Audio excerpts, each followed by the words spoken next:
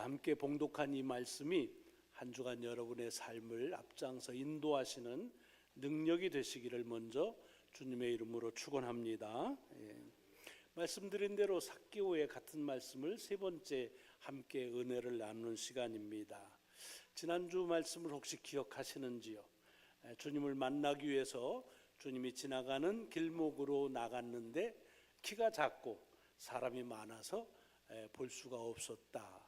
하고 싶은 일이 있었는데 여러 가지 한계와 문제 때문에 할 수 없게 됐다라는 그런 말씀입니다.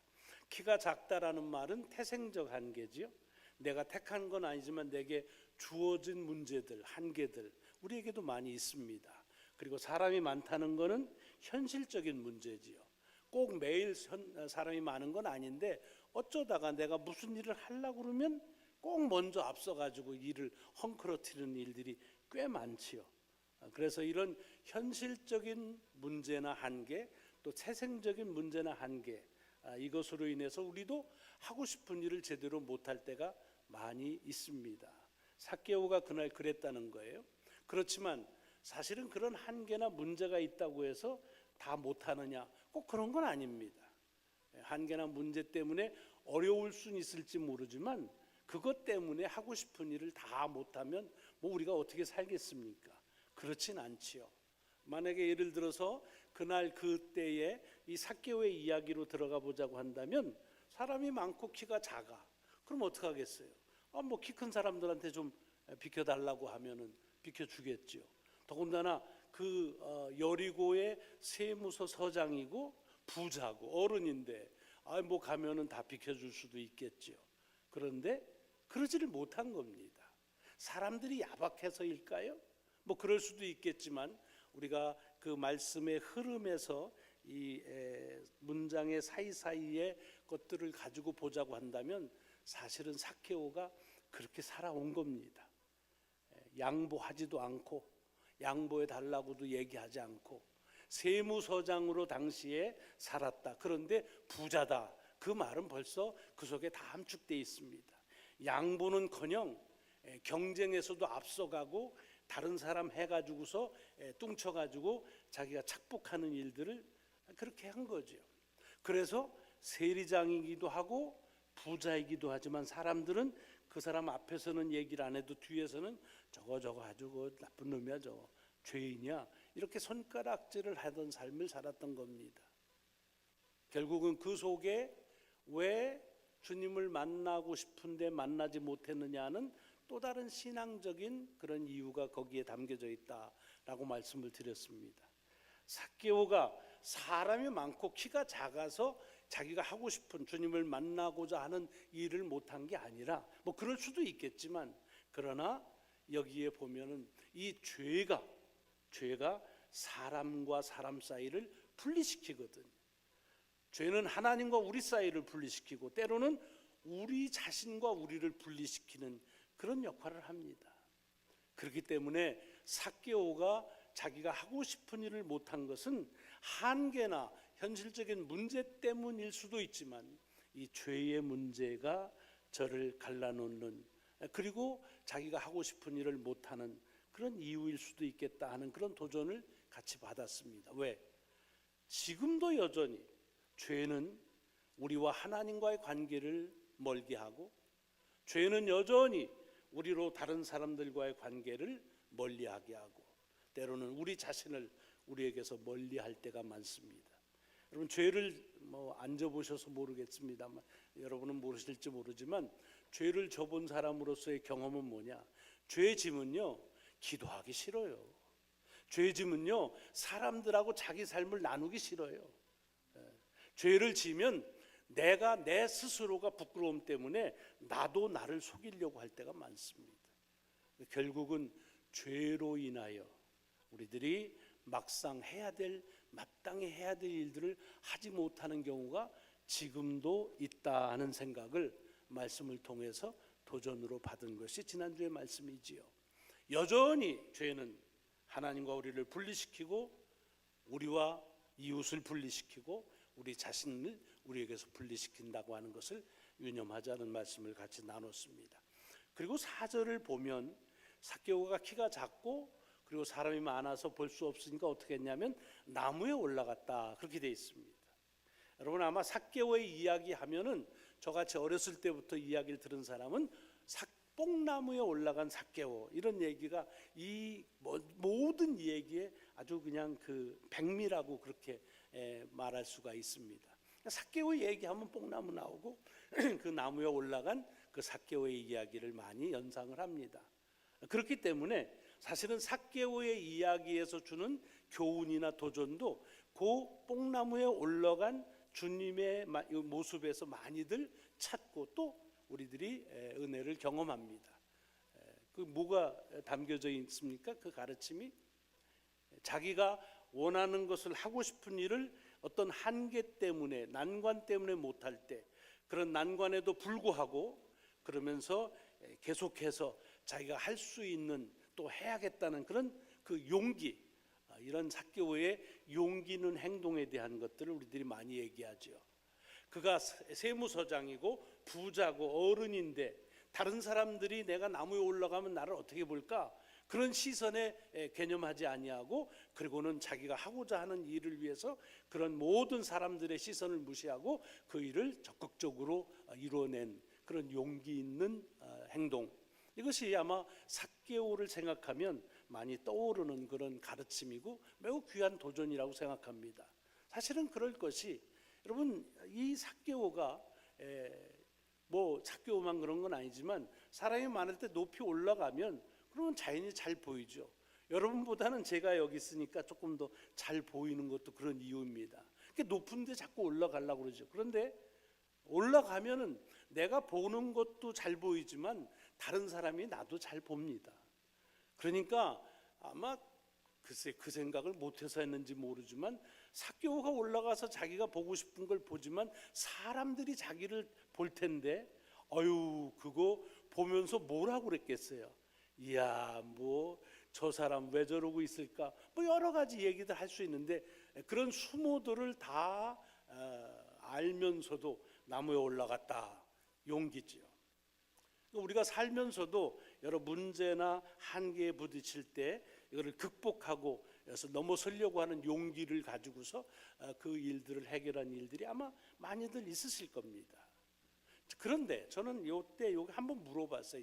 제 자신에게, 나라면, 내가 용기 있는 사람이라면 어떻겠을까? 저는 용기가 없는 사람이에요. 굉장히 비굴한 사람인데 만약에 이 삭개오 같이 용기 있는 사람이라면 두 옵션이 있는 거 아닙니까?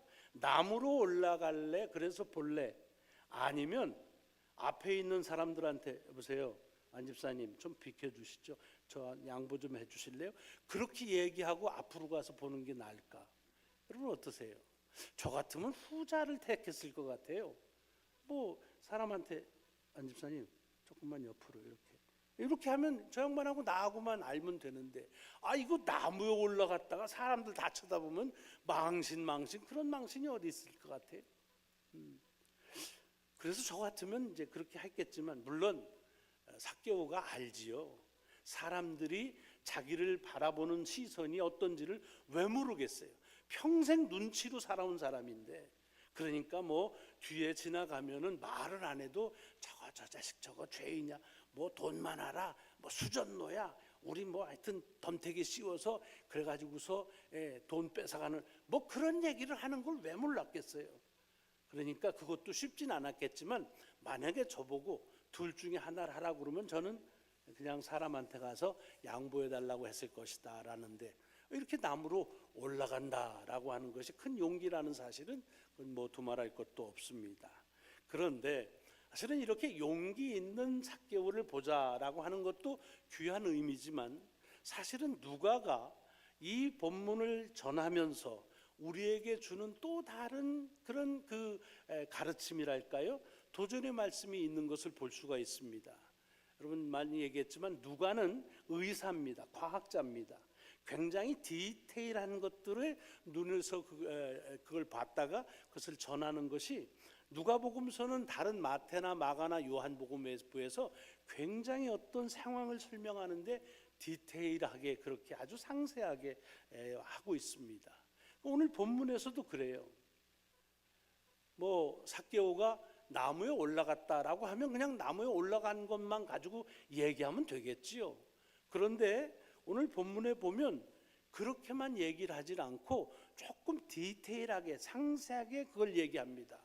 뭐라고 그러냐면 키가 작고 사람이 많아서 볼 수 없게 되자 주님을 보기 위하여 앞으로 달려갔다고 돼 있습니다. 여러분 이걸 조금 주목할 필요가 있습니다. 앞으로 달려갔다. 어디로 간 게 앞으로 갔을까요? 사실은 어디 섰느냐에 따라 다릅니다. 전에 어느 부목사님 계실 때인데 신방 가면 그렇게 잘 집을 못 찾아오세요. 지금이야 뭐 GPS 있어서 찾아오지만은 잘 못 찾아요. 찾다가 전화가 목사님 길 잊어버렸습니다. 그래요. 그럼 어디 있나? 그러면 그러면 거기서 좌회전하고 이렇게 오다 우회전해. 그럼 못 찾아와요. 왜 그러냐 하면 그 길에 어디 섰느냐에 따라 좌회전 우회전이 전혀 다른 방향이 됩니다. 제가 지금 여기 있으면서 여러분을 보니까 나에게 앞은 여러분이죠.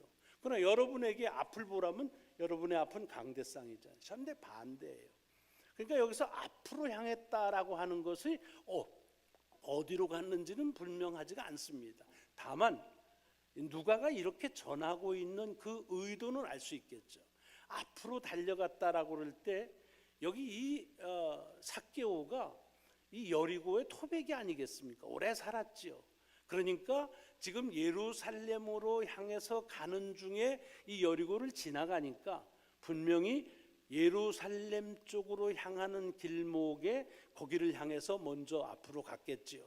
뭐 지금은 여리고가 굉장히 큰 타운이 돼서 길도 많고 그렇지만 그 당시에야 뭐 갈릴리로 올라가는 쪽 하나, 또는 사해 쪽으로 내려가는 거 하나, 또 예루살렘으로 올라가는 쪽 서쪽으로 난 길 뭐 이렇게 있었겠죠. 그러니까 그쪽을 향해서 먼저 가서, 그러니까 그 얘기는 예루살렘을 간다, 예수님 일행이 어디로 가는지를 알고 있다는 걸 암시하고 있습니다. 그렇게 가서 거기서 나무에 올라간 겁니다. 왜? 뭐 거기 가도 사람들하고 같이 이렇게 마을이 지나갈 때까지 많은 사람들이 올 테니까, 그러니까 사람들을 시선에서 볼 수 없는 건 마찬가지일 테니 올라가서 기다리자라고 한 겁니다. 아까도 얘기했지만 나무에 올라갔다라는 것만 중요하면 그러면 나무에 올라갔다로 끝내야 되는데, 여기 누가는 그 삭개오가 올라간 나무의 종류를 말하고 있습니다. 우리 개역 개정판에는 뭐라고 돼 있냐면 돌 무화과 나무에 올라갔다라고 돼 있습니다. 근데 아까도 얘기했지만 저처럼 꽤 오래 신앙생활을 옛날부터 한 사람은 한 20년 전만 하더라도 개역판 성경에서는 뽕나무에 올라갔다고 돼 있습니다. 그래서 뽕나무에 올라간 삭개오가 아주 머리에 박혀져 있습니다. 근데 제가 어렸을 때 이 뭐 많이 읽고 또 주일학교에서 들었지요. 근데 이 이야기가 참 재밌으면서도 이해가 안 되는 부분이 여기입니다. 뽕나무에 올라갔다는 것. 저희 시골이, 제가 충청도 예산인데 우리 충청도 예산 쪽에는 뽕나무가 많습니다. 지금도 거기 방직 공장이 많기도 하지만 누에 치는 사람들이 많지, 양자먹을 하는 사람들이. 그래서 누에게 주는 게 뽕잎이 제일 좋지요. 뭐 그래서 그런지 모르지만 뽕나무가 꽤 많이 있었습니다. 덕분에 오디를 굉장히 많이 먹었습니다. 오디 날 때 되면 아주 여기가 그냥 새카맣게 할 정도로들 다 따가지고서 먹습니다. 지금 그 블랙베리가 오디랑 비슷한데 좀 다른 과입니다. 어쨌든 그래서 이제 오디를 먹고, 그래서 뽕나무를 되게 잘 알아요. 우리 동네 흔한 거였어요. 그런데 뽕나무는요, 서울서 사시는 분들은 뽕나무 올라갔다니까 뽕나무가 어떤지 잘 모르시잖아요. 그렇게 키가 안 커요. 한 2, 3m 정도밖에 안 됩니다. 그리고는 이제 쭉 이렇게 가지가 쳐서, 그래서 가지에 오디가 열리는 거예요. 저희처럼 아주 꼬맹이 때는 안 됐지만은 중학교쯤만 되면 그냥 이렇게 해가지고서 가지에서 오디 따먹을 때 아무 문제가 없었습니다. 그런데 아무리 제가 생각해도 그 가지가 많은 나무인데 거기를 올라간다? 저희는 뽕나무에 한 번도 올라간 적이 없습니다. 근데 어른이 거기를 올라간다? 이게 말이 안 되는 거예요. 그래서 이게 참 의문점이었습니다. 근데 뭐 그때나 지금이나 뭐 얘기하는데, 목사님 어른이 뽕나무에 어떻게 올라가요? 이렇게 뭐 물어보기도 어렵고 또 늘 뭐 뽕나무만 마음속에 생각하고 사는 게 아니니까 그냥 그랬다는 거지요. 그러다가 1991년 저희 교회 와서 그 다음 해에 성지순례를 제가 처음 갔는데 그때 가서 여리고를 가가지고서 삭개오가 올라간 나무와 비슷한 나무입니다라고 삭개오의 나무라는 나무가 있더라고요. 엄청 아름드리예요. 그래서 제가 내가 생각한 뽕나무가 아니라는 걸 그때서야 알았습니다. 그리고 나서 얼마 지나서 성경을 다시 번역하면서 돌무화과 나무라 그렇게 번역을 했지요. 근데 사실은 돌무화과 나무라는 것도 개념이 별로 없어요. 무화과 나무도 잘 안 보고 살았는데 돌무화과 나무는 뭐 알기가 어렵죠. 단 이 돌자가 붙었다는 데 힌트가 있어요. 여러분들 돌자는 돌무화과 나무만 지난주에는 계시더니 김막당 원사님 돌무화과 나무가 뭐냐면 돌자가 붙은 것은 그 과일이 맺히긴 맺는데 사람들이 이렇게 잘 다듬어 주질 않고 야생에서 했기 때문에 딱딱해요. 별 맛이 없어요. 그래서 이게 돌무화과는 저희는 없었지만 뭐 돌배, 돌사과, 돌감나무 이런 게 있었습니다. 근데 그거는 뭐 돌감나무는 뭐 열리죠. 감 비슷한 거. 근데 떫어서 못 먹어요. 그런 겁니다. 그러니까 열매가 맺히긴 맺히지만 현찮게 열리는 그런 나무지요. 근데 여기 나무가요 참 재밌는 게 열매가 실하게 맺히는 나무에는 잎이 그렇게 무성하지가 않습니다. 아마 그 영양분을 다 열매에다가 집중하기 때문에 그런가 보지요. 반대로 열매가 현찮은 그런 나무는 잎이 좋습니다. 이제 그러다가 이게 돌무화과 나무가 뭔지 잘 몰라서 찾아봤더니 시카무어라고 되어 있습니다. 시카무어야 금방 알지요. 여러분 지중해 연안을 이렇게 여행하신 분들은 시카무어 나무를 정말 씩하게 보실 겁니다. 프로방스니 뭐 이쪽 뭐 어디를 가든지 거기 보면 그 시카무어 나무가 많습니다. 어디냐? 길 가다 보면 길거리에 그냥 쭉 이렇게 있습니다. 나뭇잎이 많고 잎새가 무성한 그래서 길에다가 심은 나무 뭐예요? 가로수입니다. 우리나라에서는 이걸 포프라나다스라고 그때 옛날에 포프라나다스 맞죠?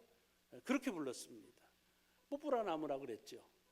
이렇게 도로변 신장로라고 그러죠. 신장로 옆에다가 해서 그늘을 만들어주는 가로수입니다.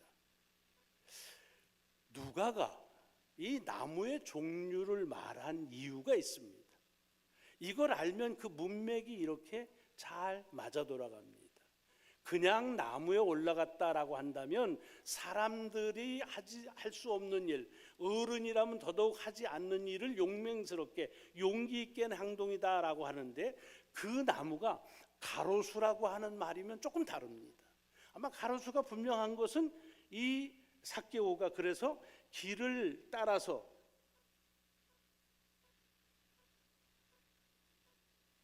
예루살렘으로 가고 있는 그 길에 먼저 갔다고 그러니까 그 길에 있는 가로수를 얘기하는 거죠. 그래서 가로수에 올라간 겁니다. 여러분 이것이 오늘 본문 말씀에서 우리에게 매우 의미를 담겨주는 말씀입니다. 삭개오가 나무로 올라간 것은 남들이 안 하는 그런 용기 있는 행동이라고 하는 것 물론 그것도 있지만 누가가 우리에게 들으라고 하시는 전하려고 하는 것은 뭐냐 하면 이것은 이 삭개오가 사람들이 많아서 키가 작아 볼 수 없기 때문에 나무에 올라가 보고는 싶지만 그러나 자기가 나무에 올라간 모습을 그냥 다른 사람들이 보면서 그것을 그렇게 다른 사람들의 시선을 그러고 싶진 않은 거지요.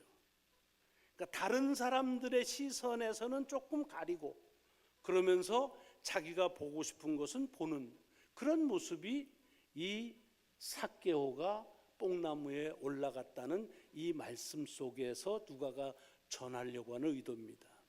이걸 신앙적으로 보면 이런 말씀입니다. 죄라고 하는 것은요, 우리에게 죄를 지으면 아까도 했지만 이게 분리돼서 자꾸 숨기고 싶고 숨으려고 합니다. 다시 얘기하지만 여러분은 죄를 안 져서 모르지만 저는 어렸을 때 우리 아버지 돈 훔친 적이 있거든요. 죄를 지어서 압니다. 근데 이게 죄를 지으면요, 이 사람들을 자꾸 이렇게 만나서 그런 얘기 하고 싶지가 않습니다. 감추고 싶어요. 그런데 죄를 지은 사람의 또 하나의 속성은 뭐냐면 그 죄를 어떻게 해서든지 벗어나고 싶습니다. 이 문제를 해결하고 싶은 거예요. 이 두 가지가 딜레마입니다. 해결하고도 싶지만 그러나 감추고도 싶은 것. 여기 삭개오가 이 돌 무화과 나무에 올라간 모습과 얼마나 흡사한지요. 보고 싶다고 하는 그런 자기의 그것도 있지만 그러나 자기가 그렇게 본다고 하는 것을 사람들의 눈에는 감추고 싶은 마음. 아까도 얘기했지만 이 죄로 인한 이 삭개오의 모습의 한 모습이 이 돌 무화과 나무에 올라간 삭개오의 모습에 그대로 나오고, 저는 이것이 우리가 진솔하게 하나님 앞에서 때로는 우리의 모습이 아닌가 싶습니다. 뭐 적절한 비유인지는 모르지만 가끔씩 제게 기도를 부탁하시는 분들이 계세요. 목사님, 우리 집에 이런 문제가 있고 우리 아이가 이렇고 제가 이렇고 하는데 기도해 주시기 바랍니다. 예, 그러면 제가 주보에다 넣고 교인들하고 같이 기도하면 그러지 마시고요, 다른 사람한테 절대로 얘기하지 마시고 그냥 목사님만 아시고 기도해 주세요 그래요. 해결하고 싶지만 다른 사람에겐 숨기고 싶은 것. 여러분, 이건 꼭 죄의 문제가 아니라 어떻게 보면 인간의 본성의 문제가 아닌가 싶어요. 그렇기 때문에 이 삭개오가 돌 무화과 나무로 올라갔다고 하는 일은 어찌 보면 우리가 하나님 앞에서 우리 사람이 할 수 있는 그냥 그것이 그것뿐이라고 하는 생각, 그것이 우리가 할 수 있는 다 할 것이 아니겠는가 하는 생각을 가져요.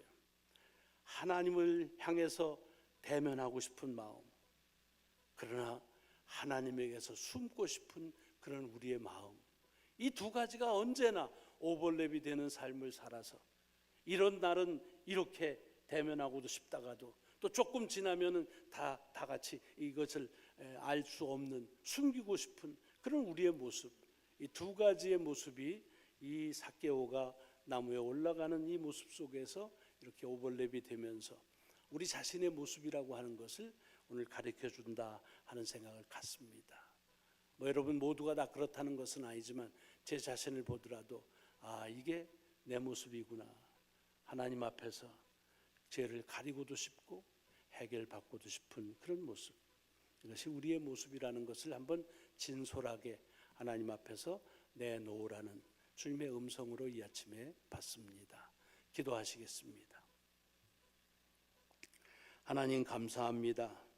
오늘도 주님의 귀한 은혜 안에 예배하게 하시고 주의 말씀 앞에 우리가 섭니다.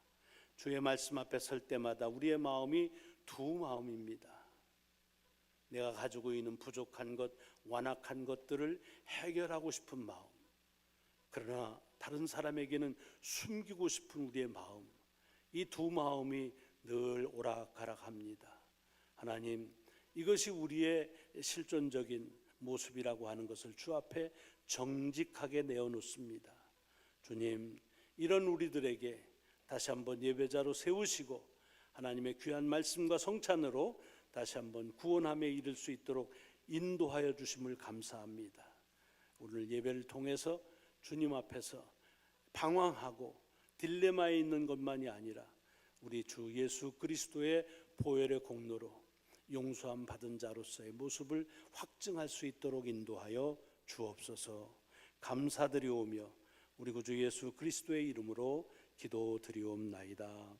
아멘. 아멘.